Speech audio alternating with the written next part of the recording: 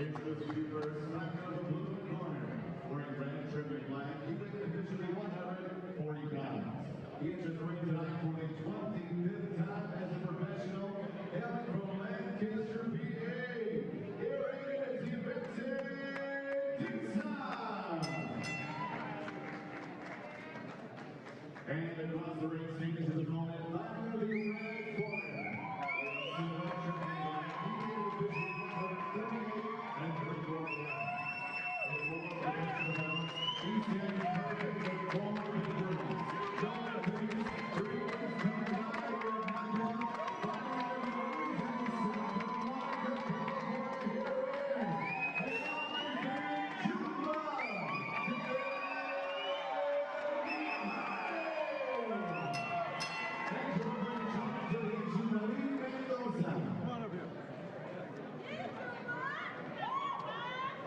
Here. Come on up. Gentlemen, you're down the rules of product. Protect yourself at all times. Right? Let's go up. Back here.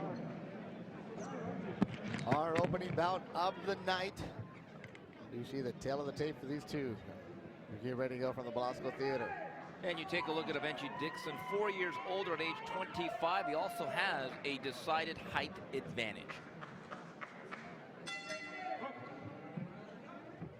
David Mijares, 4-0, 3 KOs. He is the southpaw.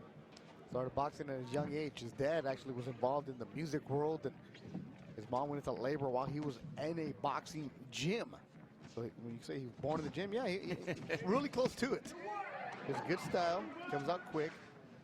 And DIXON from Lancaster, Pennsylvania, 7-15-2 at the age of 25, and he's a fighter that it's interesting to see how Roberto Diaz, Golden Boy matchmaker, brought him up, because that's a lot of experience for a young fighter like Mijares. No, and it's interesting, this last fight I was actually at the Galen Center on the campus of USC. He was brought in as an opponent, was DIXON, against the brother of Abner Mares, Adon Mares, and he actually had a 4-round draw, and I think you can make an argument that maybe that may have been some home cooking on behalf of Mares. One thing that's very evident here, Beto, is you see those two line up. DIXON does seem to have a natural size advantage over Mijares. DIXON in red and black, the taller fighter, you're right. I saw him yesterday at the weigh-ins, like, hey, what happened to your last fight? Like, robbed. Yeah.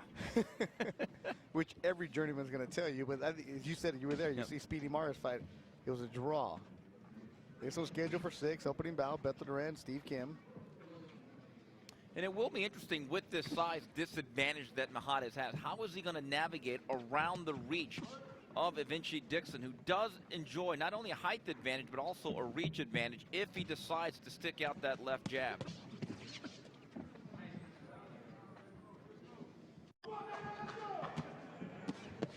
combination from Mijares, who signed the Golden Boy.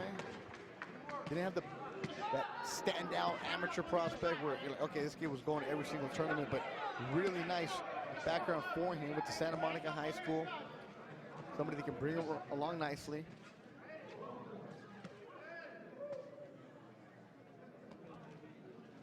Well, I think this club program here at LA Fight Club presented by Golden Boy is really made for guys like this. It wasn't necessarily for your 300 winner amateur career, the guy that had 2 gold medals. It really is for the local guys who may have been considered, let's say, the second-tier prospect. Mijares has pretty good tools. He's only 21.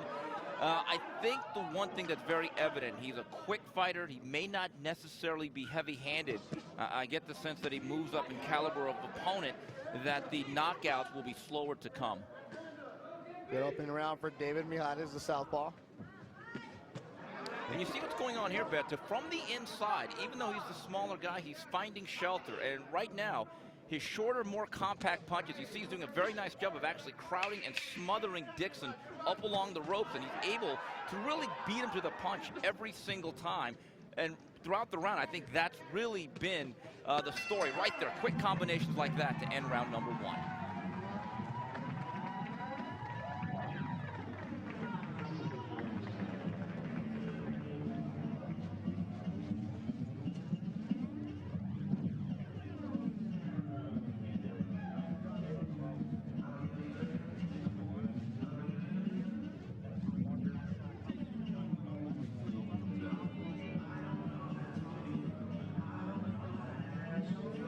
take a look at some of the action here. And again, you take a look at the distance and spacing. On the inside, when they are chest to chest this close, it generally is the shorter, more compact fighter who's able to have the advantage in terms of getting off their shots and being more effective, which was certainly the case for David Mijares, who wins round number 1 on my scorecard.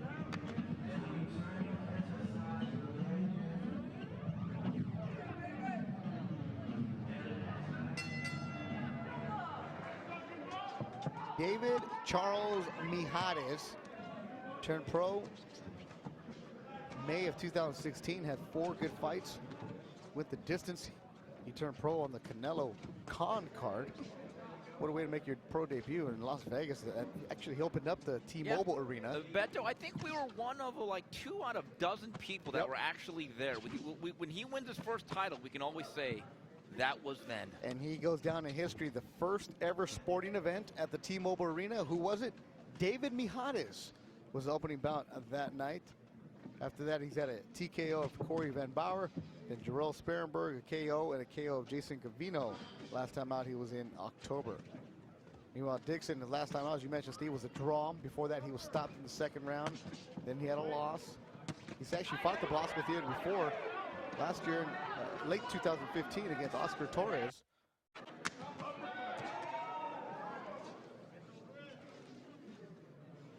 Dixon is one of these guys that I call a circuit fighter. He makes the circuit. If you're a young prospect, let's say between a 4-rounder and an 8-rounder, if you want a solid quality guy that's going to give you rounds and is not going to embarrass himself, and also give your guy some work and an ability to stretch his legs a little bit and really work on sharpening his tools, much the way Mijares is right now.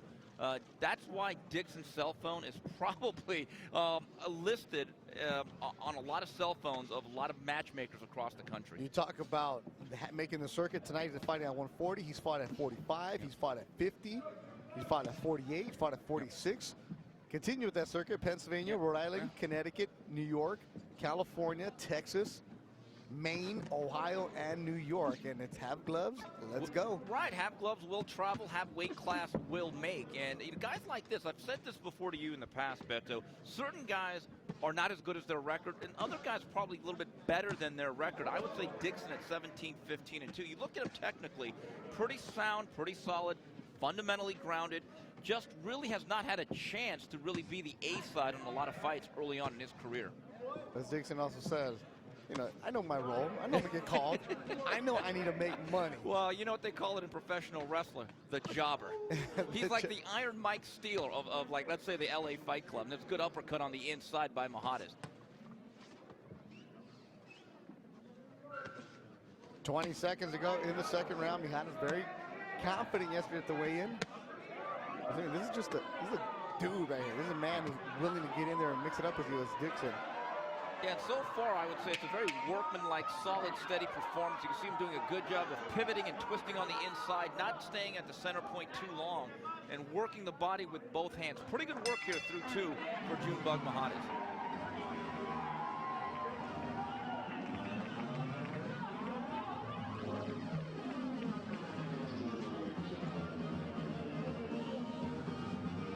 And we take a look at some of the action from the previous round.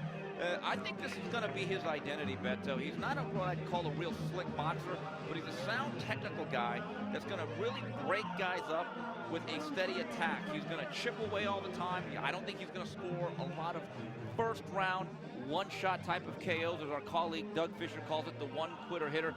In baseball terms, I think you'd call him a line drive hitter.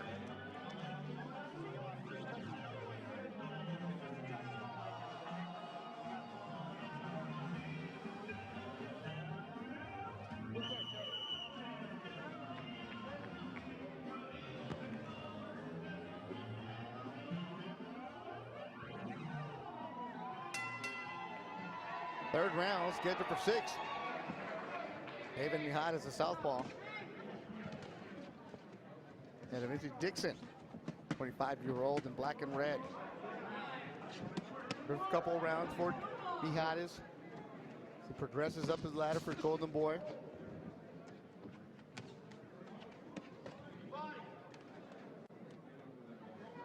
Charismatic kid. Was in the band in high school in Santa Monica High School. he follows social media accounts, always showing the food that he's eating. And he wore a shirt that came out to the ring and said, well fed. He is well fed.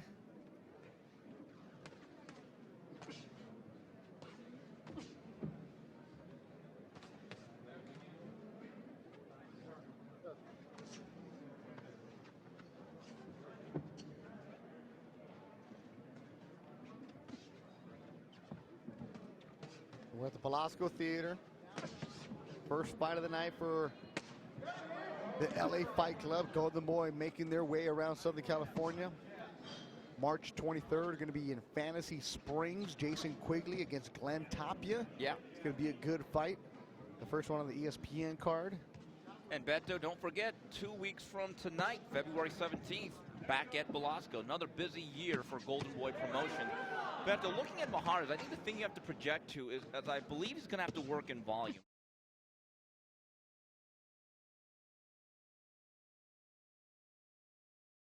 Be able to break down better, higher caliber opponents going into the future. Because that's probably going to have to be the way he really makes his hay in this business. Especially being 5'7" in it, fighting at this weight also. Thick body on him. March 10th, Christian Chipa Gonzalez will be the main event at the Velasco Theater. Sal Sanchez fighting out of India with Joel Antonio Diaz will actually going to be opening up the card March 23rd. He's watching us right now on Facebook Live. We always appreciate the support wherever you're watching on this Friday night. And you know, looking at Mijares again, just kind of breaking him down technically, he's going to have to be good at a lot of the little things, like moving his head after he punches, working from side to side, never leaving his head right down the middle. Because if you don't have that eraser and the ability to really sock people out of there with one shot, it really is the little things that matter. And right inside there, look, you could tell he's very comfortable from in close, letting his hands go. And you see the head movement. He's been pretty elusive, dodging some of the shots from DIXON off the ropes.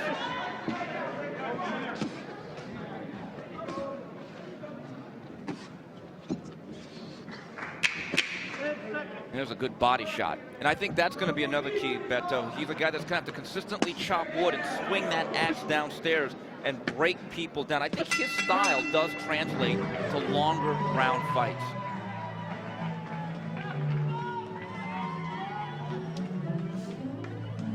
As we take a look at some of the action from round number 3, Beto, high-low attack from David Mijares with both hands, but this is where basically he's fought for much of the night and really had success. I have him winning the first 3 rounds, both hands to the body. DIXON's been just live enough to provide a little bit of resistance here through the first 3 rounds, but it's a fight that's largely been controlled by Junebug Mijares.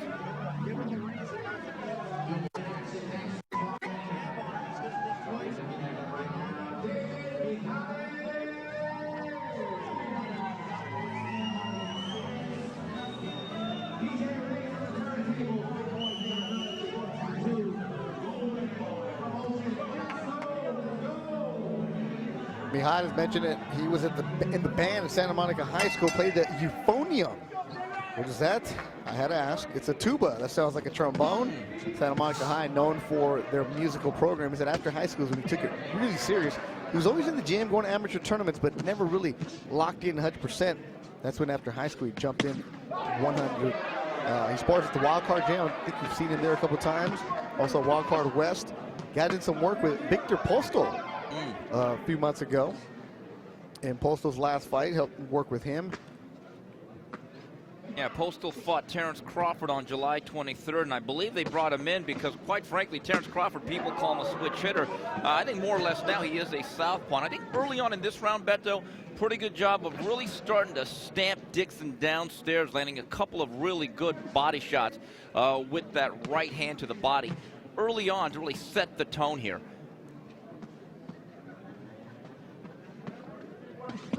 Body work from DIXON. This is definitely more of a grinding out kind of affair for Mijares. It's the first time he's had to do this in his career. Also being a 6-rounder, a little bit different for the last couple fights where he's just blown out his opponents quickly. And Beto, I think this is what he is, and I think this is what his fights are going to become. They are going to be long-distance affairs. He's going to have to consistently chip away. I don't see him scoring a lot of early, spectacular knockouts as the matchmaking becomes a little bit more difficult as he goes down this road.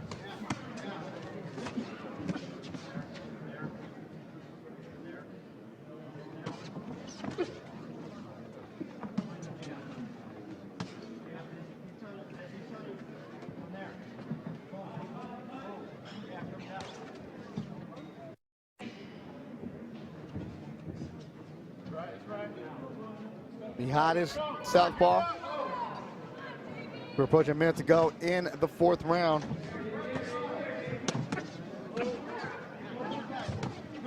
Good 1-2 for Mijares. He's moving around, but he's not as fast, and he gets hit with the left by DIXON.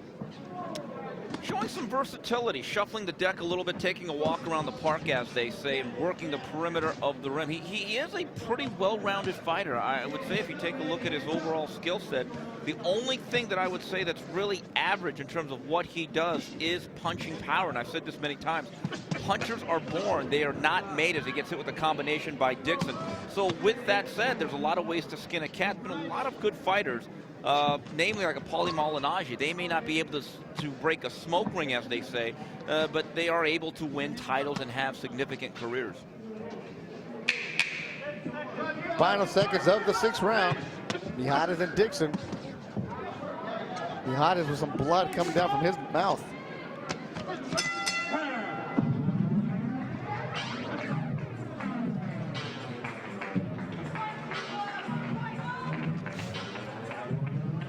And we take a look at some of the action from the previous 3 minutes. Mijares spent a little bit of this round boxing from the outside, from his southpaw stance, working the outside of the ring.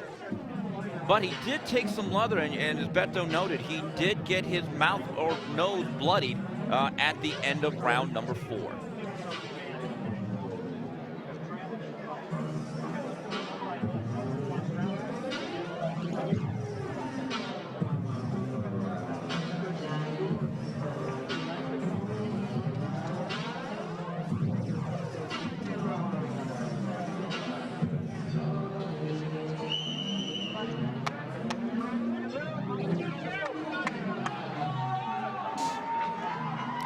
Going to the fifth round, Beto Duran, Steve Kim, and you at home watching, whether it's on Facebook Live like Liza27 is doing. Appreciate it. It's actually tonight just Steve and I, and Francisco Salazar in the 805. Oh! What a good teacher, high school teacher out there, soccer coach, and he said, I think you meant to say Iron Mike Sharp. Yes, I did. Yes, I did. Steel. It is obvious he grew up as a child of the 80s watching the WWF. So was I. I used to watch it Saturday nights at 11:30 when Hulk Hogan would come on. But right now we're watching David Mijares and DIXON. Mijares going to the fifth round for the first time in his career. Beto, I always talk about professional resistance from opponents. I think that's exactly what DIXON is given tonight. I don't think he's won any rounds, probably not on his way to winning a decision unless he has a bolt of lightning in his back pocket. But he has made Mijares work every single stanza. And it's really given this young guy, just 21 years old, Mijares, a chance to really work on some of his skills. I would say, based on what I've seen all of his fights, so have you, Beto, this is probably the most solid work he's gotten thus far in his career. Without a doubt. Mijares, 21 years old. Also Steve Barkson in Canada. Boxing and poker fans tuned in with us tonight. You go to his Twitter account, he's got a pinned tweet of Hulk Hogan. So the wrestling fans are coming out watching us tonight. He is truly a Hulkamaniac, yes. Mijares going right-handed a little bit. Goes back to the southpaw stance. That professional resistance, Mijares is learning about it because other guys have wilted and gone down. But veteran matchmakers have told me for years that first-round knockouts really have to be thrown out. They're spectacular, they're eye-opening, but fighters really don't learn. And even in victory or defeat, I think many times those things are aberrations. And you were there ringside last week, as was I. We saw a young man by the name of Miguel Burchelt. His one loss was a first-round knockout. Turns out, in the big scheme of things, it really didn't mean all that much to his overall development. And right now we're watching David Mijares and DIXON And you see that? See the way Dixon just flashed a little bit? Yep. Doing just enough to look lively in there, where Mijares still has to mind his P's and Q's. You talk about that night in Indio where Bandido Vargas lost his belt to Burchell. How about the Diaz brothers, Tonio and Joel? They had their young fighters. Virgil Ortiz looked good. Cesar Diaz looked good. Luis Cordia looking good. Tonio Diaz did a great job with those young fighters out in Coachella. He's watching us right now. We'll see you soon. Now that is a spectacular young stable in Joel Diaz, showing once again there's life after Tim Bradley. He believes he has a stable full of future world champions. Working out the India Boys and Girls Club with Tonio Diaz. We're through 5 between Mijares and Dixon. Opening bout, the LA Fight Club.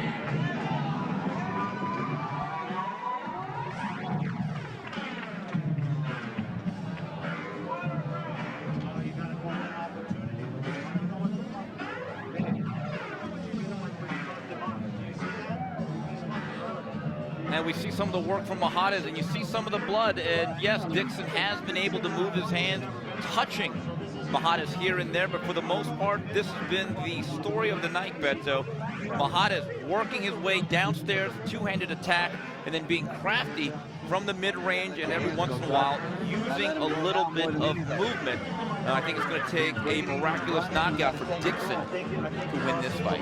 Also watching right now, Joel De La Hoya had a rough week for his fighters. The manager, brother of Oscar De La Hoya, if you want to see him on some great YouTube footage of breaking up fights or in the corner, Joel had his fighter Edgar Valerio come down sick this week. He was taken off of this card, and then Diego De La Hoya was supposed to be pay-per-view on Cotto Kirkland, and that entire card fell off. Yeah, James Kirkland went James Kirkland. I don't think that's much of a surprise. So that card out there in Frisco, Texas at the Dallas Cowboys Training Center, the Ford Center, has been canceled. So Miguel Cotto will be looking for a new dance partner in the first half of 2017.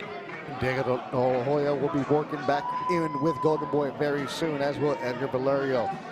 6th and final round, the opening fight at the Belasco Theater in downtown Los Angeles, another edition of the LA Fight Club.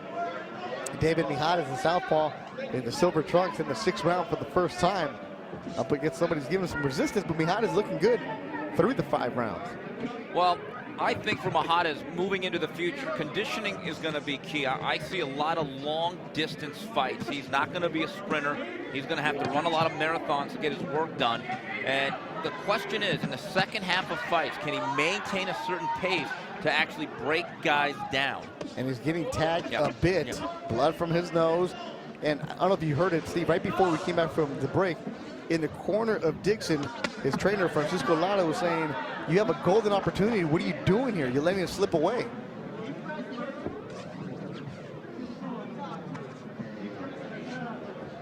This is what Dixon is. Comes here to give you work. He can tag him. You know, it's interesting. If Dixon would have been a little bit more of the initiator and led with the attack instead of just laying back, you wonder how this fight would have played out. But again, Beto, there's a reason why certain guys are opponents. And certain guys are 7 and 15.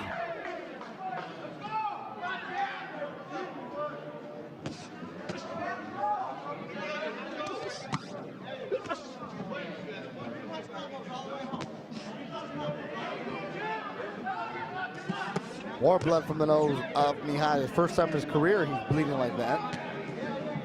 First time he's had a real challenge. Yeah, well, Beto, this is one of those fights. I think the scorecards are going to read 60 to 54, but they don't necessarily tell the whole story.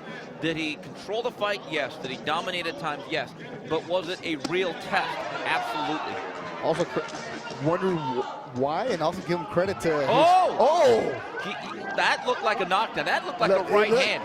That looked like a straight right hand from Dixon. I don't know if he actually hit the floor, but that could have easily been ruled a knockdown. It was ruled a slip, and he jumped back in. He slipped all right on the right hand. Yeah, smile. A lot of matchmakers would not put their young fighter, who's only 4-0, with the Dixon because of moments like that. I really think Mijares, and again, it looks like time is not going to be a factor. It's going to run out on Dixon. He's much safer from this distance than he is on the outside when Dixon can unfurl his longer arms.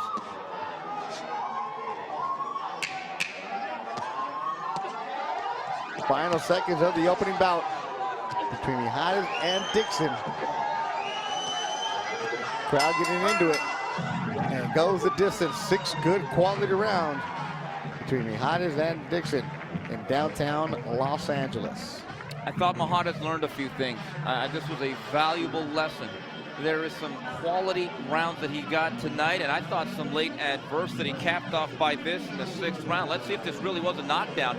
Looked to me, and again, we're a little bit shaded here. That looked like a clean right hand. Oh, and it's glove touch. And if that glove touched the canvas, that should technically be ruled a knockdown. Referee jumped in there and said it was a slip. Wow. Yeah. You know what Bill Parcells used to say, right? What was that? The tape don't lie. Tape don't lie. The eye in the sky, man, does not lie. Also, the opening bout that Matt is not wet. Yeah. Like you said, he slipped over a right hand. Yeah, there you see the Santa Monica Pier, the home of David MIJARES. Great aerial shot brought to you by Golden Boy Media and Entertainment Group. Crack staff doing a great job, as always, getting you the scenics of Southern California. They got that drone out there, so if you see that Golden Boy drone driven by either Louis or Will, watch out. They're coming after you. And we take a look. Let's see again if this is the right hand. Bang, that's a clean right hand, Beto. Right on top of the head. He lost control of distance. Head was on the wrong side. Don't know if that glove touched, but I know a lot of referees, when you go down all the way in a squat position like that, they will rule that a knockdown and give you the mandatory 8. Things are a little bit too late. There's a reason you're 7-15 coming in. Good dude. Those are the kind of guys that you need in the sport of boxing. Saw him, immediately said hello, talked to him, say, hey, how you been? His nickname, Prize Fighter. He's gonna give you work. He's gonna push you a little bit, which is exactly what we did with David MIJARES. Here's Joe Ladies and gentlemen, Martinez. after 6 rounds, we go to the judges' scorecards, and here are the totals.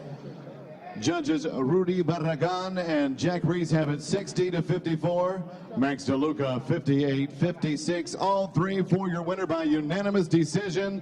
And still undefeated, the Junba, David MIJARES.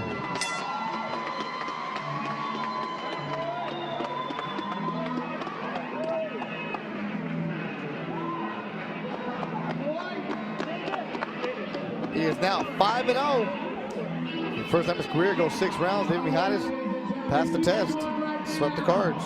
Yes, he did. He, like you said, improved to 5-0, remains undefeated. Pretty clear winner on the scorecard, but this was a bit of a struggle as Evincii DIXON did his job as an opponent, and for the first time, Beto, this is a bit of a milestone, actually tasted his own blood in this particular contest tonight. Things got tough at the end. They'll have to really review the tape and see what he could do, and you could see the blood coming out of his nose. This was not as easy as it looked, especially late, as things like that happen.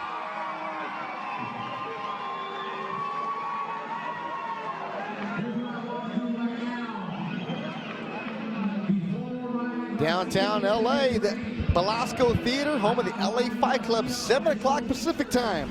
3 more fights coming your way, working towards the main event of Joshua Franco and Victor Garcia. See ya at 7.